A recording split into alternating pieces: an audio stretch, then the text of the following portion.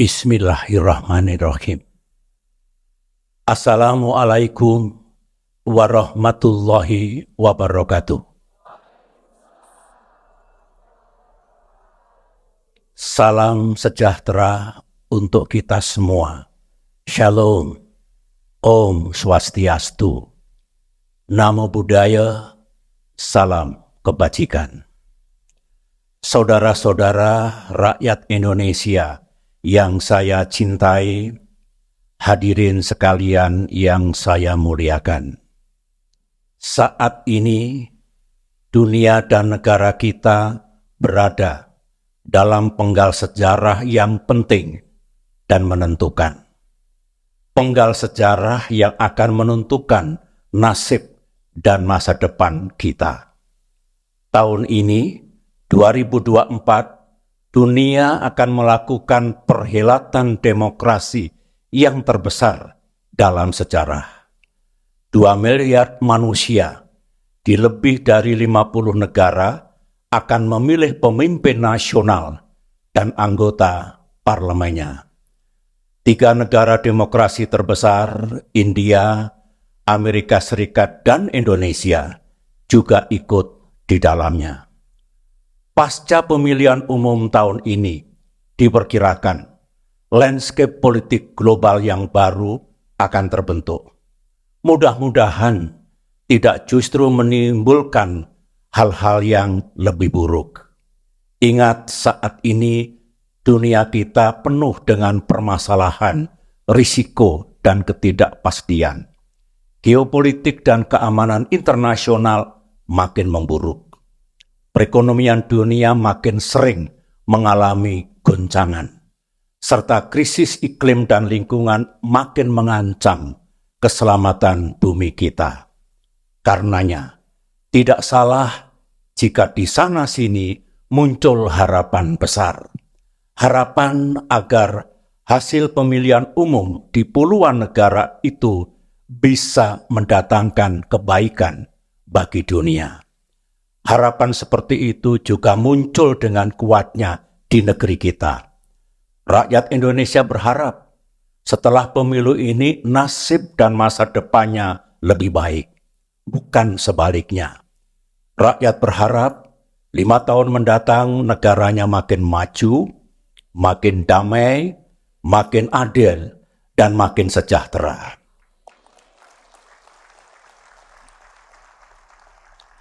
Rakyat Indonesia merasakan 5 tahun terakhir ini hidupnya mengalami tekanan dan kesulitan.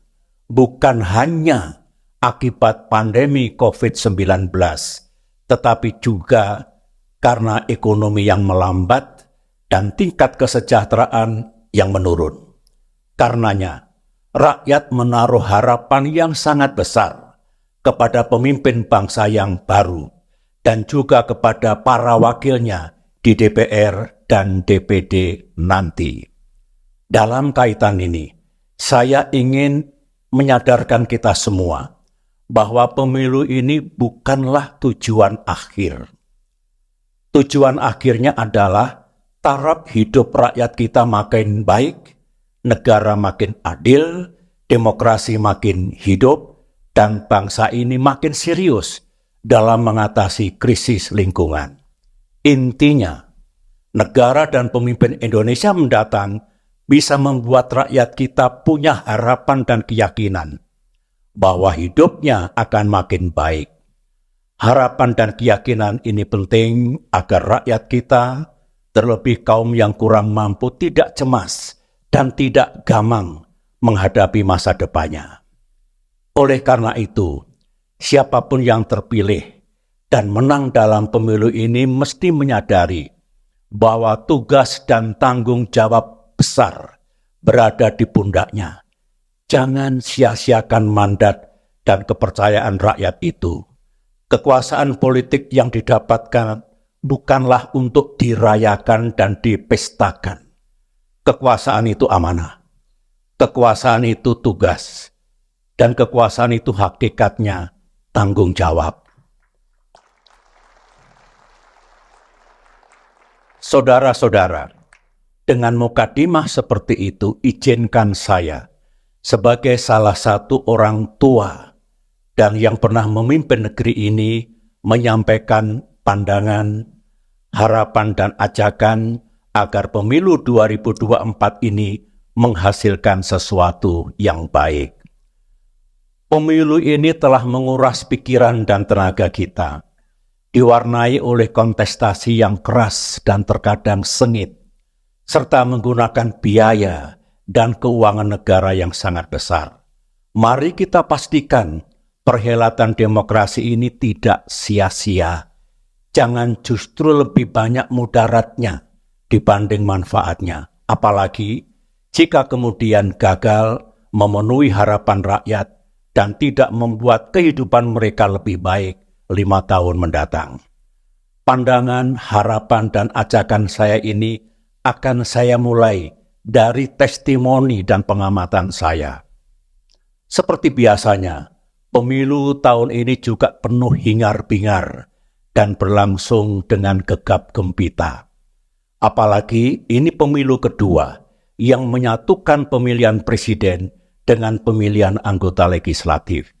Saya mengamati dalam masa kampanye yang hanya berlangsung kurang dari 3 bulan ini, rakyat kurang mengetahui secara utuh dan mendalam apa visi dan misi pasangan capres-cawapres. Apalagi visi dan misi partai-partai politik dan para calon anggota legislatif. Sepertinya para penyelenggara pemilu lebih menitik beratkan pada pemilihan presiden. Padahal tanggal 14 Februari ini rakyat kita juga akan memilih partai-partai politik serta memilih anggota DPR RI, DPD RI, dan DPRD untuk masa bakti 5 tahun ke depan. Saya berpendapat, ke depan, sistem, konsep, dan aturan kampanye perlu diperbaiki dan disempurnakan. Format dan tata cara debat capres-cawapres juga perlu diperbaiki, agar rakyat makin mengetahui secara utuh apa solusi dan kebijakan konkret para capres-cawapres untuk mengatasi masalah dan memajukan Indonesia 5 tahun ke depan. Kita sering mendengar kata-kata, jangan salah memilih pemimpin. Semestinya juga jangan salah memilih wakil-wakil rakyat di parlemen. Juga jangan salah memilih partai-partai politik. Ini semua mesti diterjemahkan dalam sistem dan aturan pemilu yang tepat. Jangan hanya menjadi peringatan dan slogan semata. Masih berkaitan dengan penyelenggaraan pemilu tahun 2024 ini, saya ingin menyampaikan pengamatan yang lain. Dalam kurun waktu 2 bulan ini, saya telah mengunjungi 85 kota dan kabupaten, utamanya di Pulau Jawa. Terima kasih. Saya datang dan bermalam di kabupaten dan kota itu dengan menggunakan kendaraan darat. Saya bersyukur bahwa situasi di lapangan masih terjaga dengan baik. Tidak terjadi benturan antar elemen masyarakat yang melebihi kepatutannya. Benturan politik yang keras dan sering sengit di Jakarta sejauh ini tidak mengalir secara fisik ke daerah. Tentu ini berita baik. Semoga ini menunjukkan bahwa rakyat kita makin matang dalam berdemokrasi. Satu-satunya catatan yang saya miliki adalah berkaitan dengan keamanan alat peraga kampanye yang digelar di berbagai pelosok tanah air. Saya kembali bersyukur melihat billboard, baliho, dan bendera partai yang dipasang di berbagai tempat yang umumnya tetap terjaga. Tidak terjadi perusakan atau penghilangan oleh pihak yang tidak bertanggung jawab. Tetapi di sejumlah daerah dan tempat saya menyaksikan telah terjadi perusakan dan penghilangan APK pemilu tersebut.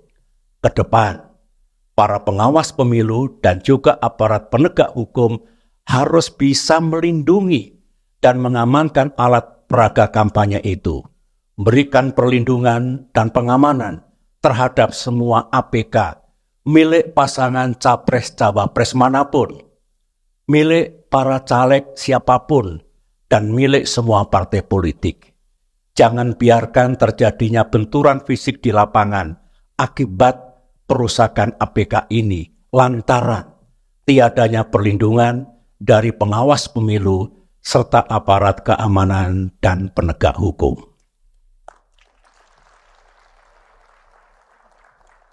Masih berkaitan dengan pelaksanaan pemilu tahun 2024 ini, ada satu hal yang mengusik hati dan pikiran saya. Di penghujung masa kampanye saat ini, muncul gerakan dan pernyataan kritis dari kalangan kampus. Di berbagai daerah, sejumlah rektor, guru besar, dan mahasiswa menyuarakan pentingnya pemilu yang damai, jujur, dan adil. Secara implisit, mereka khawatir jika pemilihan umum tahun 2024 ini tidak berlangsung secara damai, secara jujur, dan secara adil. Sementara itu juga ada pernyataan politik yang lebih jauh lagi, seperti kalau pilpres hanya berlangsung satu putaran, berarti itu curang. Ditambahkan lagi, kalau pilpresnya curang, kita tidak akan menerima. Dan negara siap-siap chaos. Situasi ini tidak terjadi di 4 pemilu sebelumnya. Karenanya, melalui mimbar ini, saya ingin menyampaikan pandangan saya. Pandangan dari seorang yang tidak pernah absen dalam 20 tahun pemilu di era reformasi dan demokratisasi.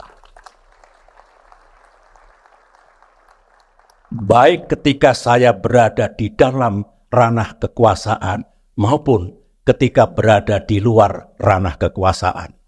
Pendapat saya, menuduh apalagi memastikan bahwa pilpres ini pasti curang dan karenanya hasilnya pasti akan ditolak, tentulah berlebihan. Namun di sisi lain, mengabaikan suara-suara di luar yang khawatir pilpresnya bakal curang, tentu juga tidak bijak.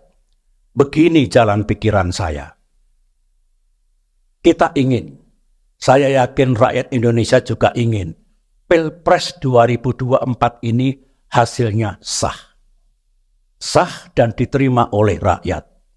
Dengan keabsahan itu, pemimpin baru kita akan memiliki legitimasi yang kuat.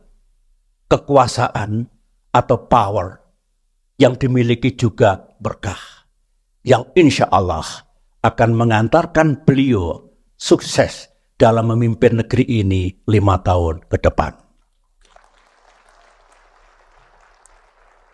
Kita tahu politik itu sejatinya cerita tentang kekuasaan. Seorang politisi akan diuji. Bagaimana cara kekuasaan itu diperoleh? Apakah sah dan halal atau tidak? Setelah memegang kekuasaan, dia juga akan diuji. Bagaimana kekuasaan itu digunakan, disalahgunakan atau tidak. Oleh karena itu, kembali ke urusan pemilu 2024, kita semua mesti berupaya dan sama-sama memastikan bahwa pilpres kita ini benar-benar berlangsung secara jujur dan adil. Negara beserta segala perangkat dan sumber dayanya yang dimiliki mesti netral. Saya pikir ruang untuk itu tersedia. Negara, utamanya para penyelenggara pemilu, tentu bertanggung jawab penuh untuk memastikan berlangsungnya pemilu yang jujur dan adil itu. Menutup pandangan saya terkait dengan pelaksanaan pemilu 2024 ini, saya hanya ingin bermohon kepada negara dan mengajak masyarakat luas untuk sama-sama menjaga reputasi kita sebagai negara demokrasi. Sejarah mengajarkan bahwa demokrasi juga mengalami pasang surut, up ups and downs. Ini juga dialami oleh banyak negara di dunia. Karenanya, cara terbaik untuk menjaga demokrasi kita, ya mari kita jaga bersama-sama. Tidak ada cara yang lebih baik. Negara ini negara kita semua. Ibarat rumah, ini rumah kita bersama. Demikian juga demokrasi kita. Mari kita cegah agar tidak ada penyimpangan dan tidak ada hal-hal yang buruk agar tidak perlu kemudian sejarah mengoreksinya. Saudara-saudara, sekarang saya ingin menyampaikan pikiran dan pandangan saya tentang Indonesia 5 tahun ke depan yang menjadi topik utama pidato saya ini. Berkaitan dengan itu, saya juga mengangkat tagline, yang sudah baik lanjutkan, yang belum baik perbaiki. Setelah pemilihan umum ini usai, pemimpin bangsa yang baru dan para anggota legislatif yang terpilih harus bersiap diri untuk melaksanakan tugas dan kewajibannya. Tugas mulia yang syarat dengan tantangan namun sekaligus juga peluang. Menyimak percakapan di forum internasional, termasuk yang dibicarakan di World Economic Forum, Davos, kita tahu bahwa dunia dan kawasan Asia tidak selalu cerah. Di sana-sini muncul permasalahan dan risiko baru yang akan berpengaruh kepada Indonesia. Geopolitik dan keamanan internasional makin memburuk dengan meluasnya konflik dan peperangan di Timur Tengah. Situasi keamanan di kawasan Asia, utamanya Asia Timur yang bersentuhan langsung dengan Asia Tenggara, juga makin memanas. Akibatnya, ekonomi global juga mengalami kerentanan dan risiko baru yang pasti akan berdampak pada ekonomi Indonesia. Singkatnya, ekonomi Indonesia 5 tahun ke depan tidak selalu mudah. Padahal, kalau saya menyimak janji-janji pasangan Capres-Cawapres, dibutuhkan pertumbuhan ekonomi dan pendapatan negara yang jauh lebih tinggi. Kalau tidak, rencana indah itu tidak bisa diwujudkan. Pada saat ini, pertumbuhan ekonomi kita masih tertekan. Dan ruang fiskal atau anggaran negara belum kuat benar.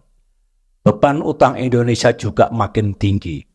Belum pemerintah harus menyiapkan dana untuk melanjutkan proyek-proyek besar dari pemerintahan sekarang. Kalau saya berbicara seperti ini bukan berarti saya pesimistik. Bukan. Saya hanya ingin realistis. Saya tetap berpendapat bahwa seberat apapun permasalahan bangsa di masa depan, selalu ada jalan untuk mengatasinya.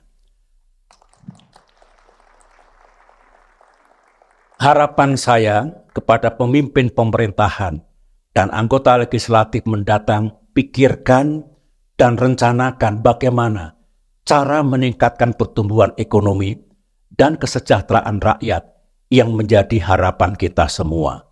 Tentu rencana yang benar-benar realistis dan bisa dicapai, achievable. Waktu masih tersedia, dan saya yakin itu bisa dilakukan. Ajak dan libatkan mereka yang memiliki pengetahuan, kecakapan, dan pengalaman tentang itu. Ke depan kita harus lebih bersatu.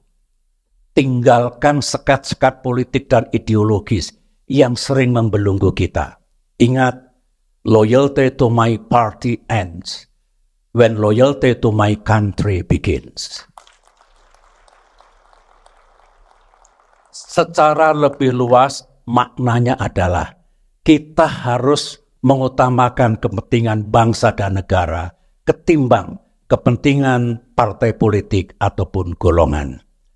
Kerasnya kontestasi dalam pemilihan presiden tahun ini janganlah menjadi penghalang untuk mewujudkan kepentingan bersama itu. Saudara-saudara, saya masih akan bicara tentang Indonesia 5 tahun ke depan dengan semangat, sekali lagi, yang sudah baik lanjutkan, yang belum baik perbaiki.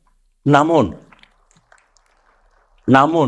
kini saya ingin bicara dalam kapasitas saya yang lain, yaitu sebagai sesepuh Partai Demokrat.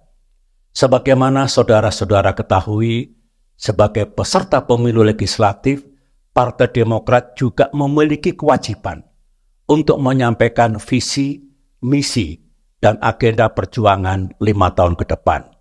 Intinya, apa saja yang hendak dikontribusikan oleh Partai Demokrat ke depan, baik melalui lembaga legislatif maupun lembaga eksekutif, baik pada tingkat pusat maupun daerah.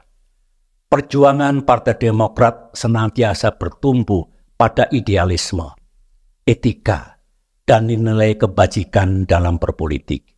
Demokrat memandang masa depan sebagai tanggung jawab, sebagai tugas, dan juga sebagai medan perjuangan untuk memenuhi harapan rakyat. Sebenarnya di berbagai kesempatan, Ketua Umum Partai Demokrat Agus Harimurti Yudhoyono, AHY, telah menyampaikan agenda perjuangan Demokrat 5 tahun ke depan secara gamblang, realistis, dan komprehensif. Termasuk pidato di Forum Town Hall Meeting di Bandung, Yogyakarta, dan Jakarta.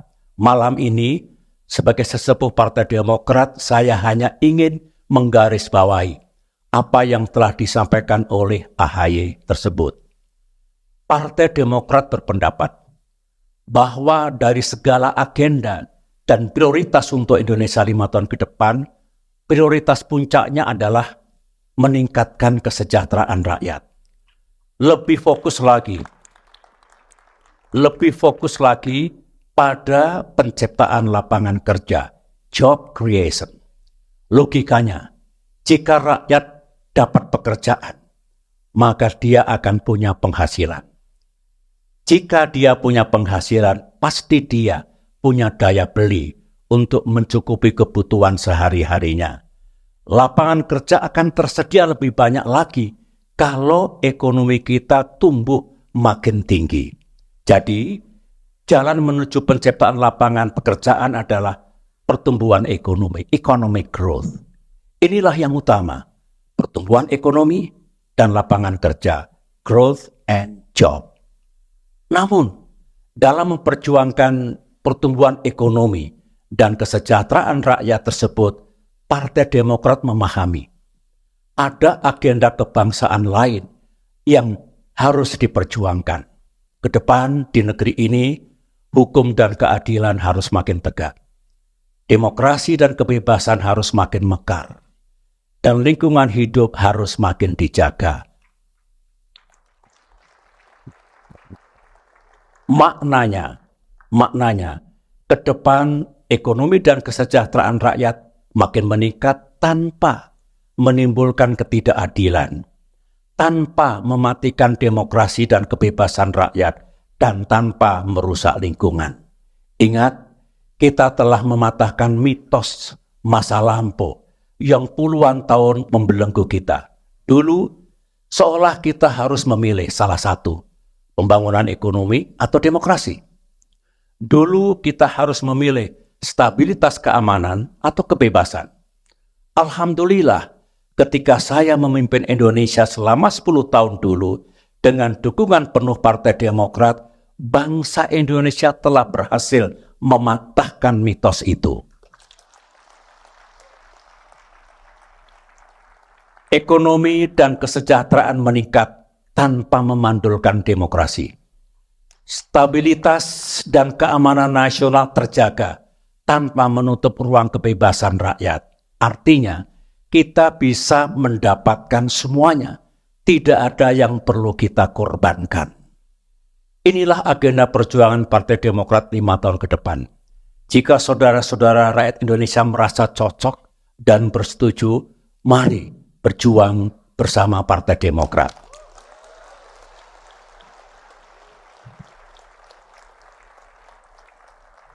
Saudara-saudara, Partai Demokrat juga mengambil bagian dalam pemilihan presiden tahun 2024 ini. Sebagaimana saudara-saudara ketahui, kami mengusung dan mendukung pasangan Prabowo Gibran.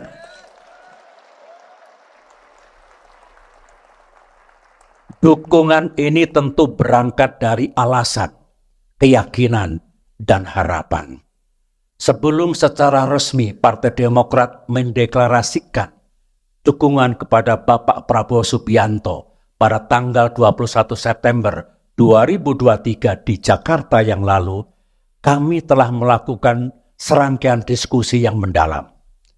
Diskusi dilaksanakan antara Pak Prabowo dengan saya, juga antara Pak Prabowo dengan AHY. Kami mencocokkan sikap, wawasan dan komitmen kebangsaan untuk Indonesia ke depan. Kami juga mencocokkan visi, misi dan agenda pemerintahan 5 tahun ke depan.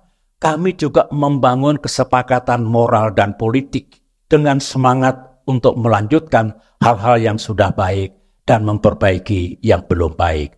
Kami berkesimpulan, ada kesamaan hati dan pikiran antara Bapak Prabowo Subianto dengan Partai Demokrat. Kami senang karena apa yang diperjuangkan Partai Demokrat sangat banyak yang sama dengan apa yang akan diperjuangkan Pak Prabowo.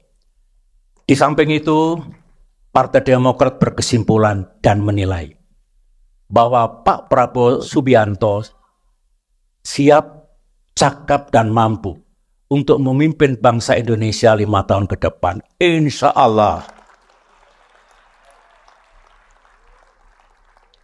Insya Allah, jika Tuhan menakdirkan, Partai Demokrat akan gigih berjuang untuk ikut menyukseskan pemerintahan Presiden Prabowo kelak. Saudara-saudara, mengakhiri pidato ini, saya ingin menyampaikan bahwa sejarah bangsa Indonesia tengah diukir kembali. Kita semualah yang tengah menulis sejarah perjalanan bangsa yang kita cintai ini. Marilah kita pastikan yang kita tulis adalah cerita yang baik dan indah, agar anak cucu kita kelak bangga kepada bangsa dan negaranya. Terima kasih saudara-saudara. Semoga Allah Subhanahu wa Ta'ala, Tuhan yang Maha Kuasa, meridhoi tekad dan langkah perjuangan kita ke depan. Assalamualaikum warahmatullahi wabarakatuh.